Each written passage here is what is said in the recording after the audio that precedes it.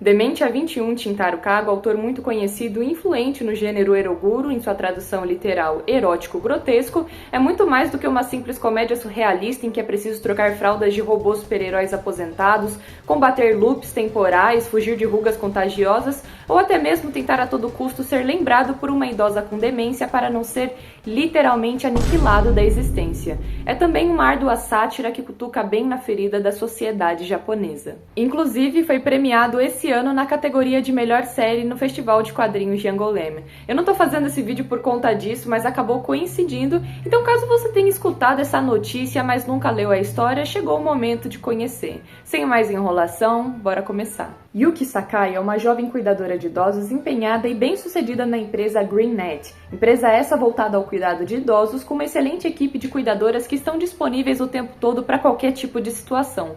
Um pouco do sarcasmo já começa aqui mesmo, a considerar que o serviço de cuidadora no Japão é extremamente caro, não sendo acessível para grande parte da população necessitada. Sendo essa população, grande parte compostas por idosos no Japão. Então é um serviço extremamente necessário, porém pouco acessível. Mas calma lá. Segura a emoção aí. Por ser extremamente competitiva e altamente bem avaliada, Yuki vive recebendo o melhor empenho dentre as outras cuidadoras, o que acaba despertando a inveja de uma de suas colegas, que vive em segundo lugar, e arma uma emboscada para que Yuki receba dos mais difíceis, estranhos e sobrenaturais idosos para cuidar. Eu vou ser muito sincera que isso é a última coisa que eu esperava. Eu sempre pego HQ, mangá, e eu nunca leio sinopse. Eu já esperava algo muito porra louca considerar a própria capa, mas é a última coisa assim que eu tava esperando. Essa é uma edição da editora Todavia, de 2020, edição muito bonita, e tem algo bem interessante que eu quero mostrar pra vocês, é que algo bem bacana da leitura e que torna ela extremamente imersiva, é que as páginas se soltam e a gente pode ir embaralhando elas, simulando a demência.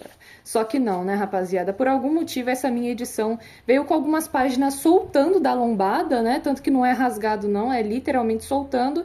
E aí me falem aí, caso vocês tenham, se aconteceu com a de vocês, se é essa aqui que veio zoada mesmo. Mas é isso, gente, é uma edição bem bonita, assim, mas vieram com algumas páginas soltando, literalmente. Pelo menos agora eu posso falar que tem um pôster de brinde. Esse é o primeiro volume, contém 17 capítulos de histórias fechadas. Em alguns momentos, personagens de capítulos anteriores aparecem, mas não é nada que interfira no fluxo da história. E eu tava com saudade de ler coisa assim em capítulos, porque é uma leitura muito despretensiosa. Então, às vezes, você só tá afim de dar uma risada, uma descontraída. E aí eu pegava, sentava e lia um capítulo, era rapidinho, e eu sempre me divertia muito. É muito absurdo, assim. A primeira história conta o caso de uma senhora simpática, mas que algo estranho ronda a sua casa, ocasionando diversos acidentes e até mesmo na morte de outras cuidadoras que passaram por ali. De noite, Yuki é quase esmagada e percebe a figura de uma sombra estranha, mas precisa defender a sua cliente a qualquer custo, afinal é preciso ganhar uma boa avaliação. No dia seguinte, limpando a casa, ela descobre um painel secreto que revela a intenção da véia de matá-la, por seu marido ter sido seduzido por uma cuidadora que lhe causou um infarto. A véia bichona vem pra cima, mas é interrompida por uma fisgada no coração. Ela pede o remédio a Yuki, que diz que só vai entregar caso a véia lhe dê uma boa avaliação. Conclusão, nossa cuidadora comemora com um resultado de maior empenho novamente. Para tudo aí, caso você esteja gostando desse vídeo, caso você goste do canal e queira apoiar financeiramente, você pode assinar a Catarse a partir de R$10 mensalmente, podendo cancelar a qualquer momento, ou então fazendo Pix a partir de R$1 pelo Live Pix e podendo deixar um recadinho. Aviso dado, vamos continuar. Essa primeira história é ok. A grande questão aqui é que com o passar das páginas as coisas vão ficando cada vez mais absurdas, chegando no ponto até mesmo de ter batalhas intergalácticas entre tropas de idosos da Terra e as dos idosos do planeta Hippolyte. E confesso, viu, esse vídeo tá sendo um grande trava-língua pra mim, porque aquele começo eu devo ter regravado ele umas 6 vezes. Eu não vou ficar narrando história por história, mas algumas eu vou ter que citar aqui pra conseguir contextualizar melhor. Em uma delas, a Yuki precisa cuidar de 3 idosas sozinha, o que já é muito trabalho, mas a cada dia o número de idosos na casa multiplica, triplica, até ter idosos do chão até o teto. Ao investigar o acontecido, Yuki descobre que tem pessoas simplesmente abandonando os idosos na casa e resmunga consigo mesma. Essa gente acha que essa casa é algum tipo de cafundó das montanhas para abandonar gente velha? Se referindo ao que em japonês é chamado de Abatsute Yama. Abatsute Yama, que pode ser traduzido como abandonar um idoso, foi uma antiga prática no Japão, normalmente em momentos de escassez, em que os familiares mais jovens levavam os idosos às montanhas, florestas, para morrerem.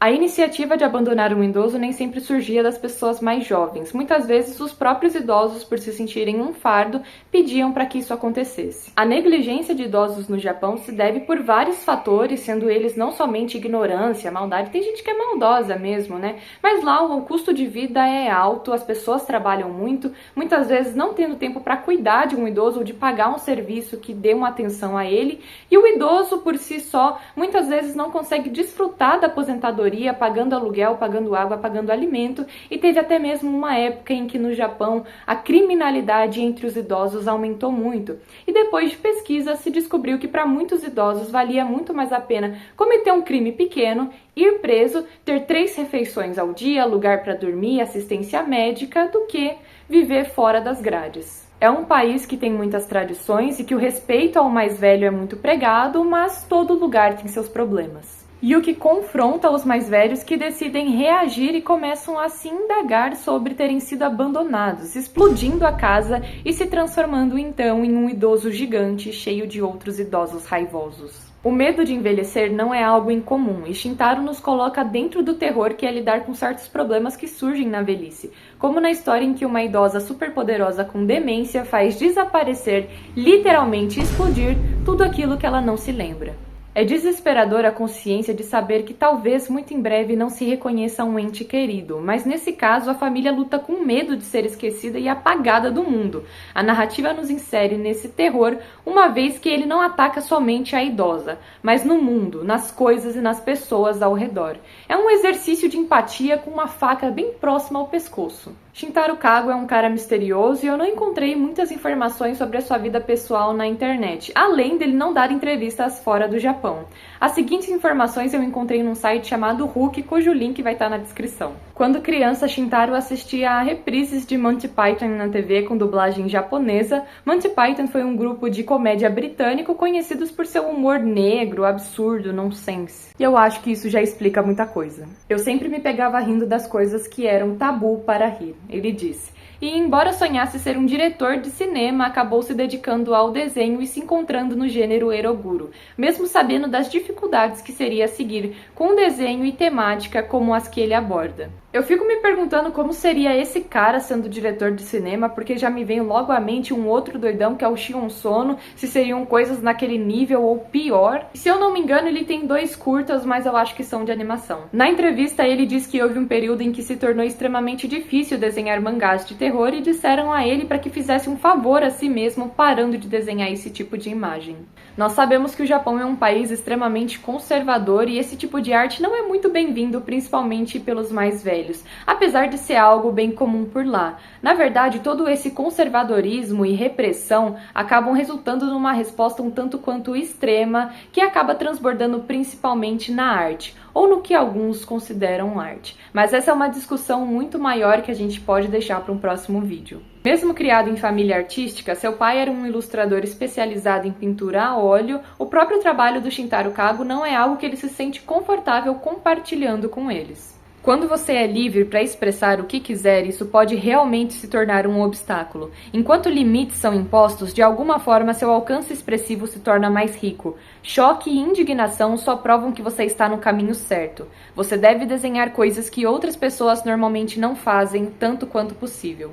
Tem uma parte engraçada que diz que ele não se sente coagido com as críticas justamente por ser o tipo de reação que se espera das obras dele. Flying Lotus pediu para Shintaro Kago ilustrar a capa de seu álbum You're Dead, de 2014, e cara, é um álbum super legal. Eu não conhecia esse artista, mas é umas batidas muito estranhas e mistura com rap, fica muito legal mesmo. E tem uma galera famosa ali no meio. Esse cara, na verdade, eu vi que ele é famoso. Tem Snoop Dogg, Kendrick Lamar, então assim, escutem esse álbum porque é uma experiência bem diferente. Eu achei isso um tanto quanto improvável, mas acabou combinando pra caramba. Agora, uma coisa muito legal sobre o traço dele são as brincadeiras com camadas, texturas e metalinguagens utilizadas para narrar as histórias, que são divertidas tanto no texto quanto no desenho. Uma das histórias que eu mais gosto é do super-herói que reencontra seus arqui-inimigos agora velhos e aposentados, e no que seria uma luta épica acaba resultando um chazinho da tarde entre eles.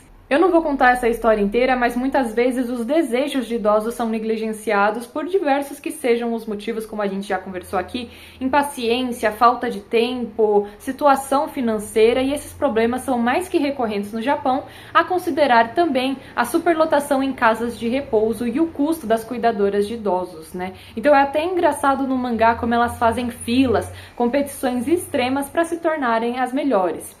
Em um dos capítulos ocorre até mesmo uma corrida mortal valendo vagas num mega lar de idosos. Já em uma das histórias, talvez essa tenha sido a que mais me perturbou, sabe? Eu fiquei pensando nisso, e é a que não tem nada de sobrenatural. Uma idosa saudável, cheia de disposição, é forçada a ter a sua saúde reduzida com procedimentos para ferrar a coluna, joelhos, arrancar dente, reduzir visão, só para entrar nos padrões de uma velhinha para que a nora a enviem para um asilo.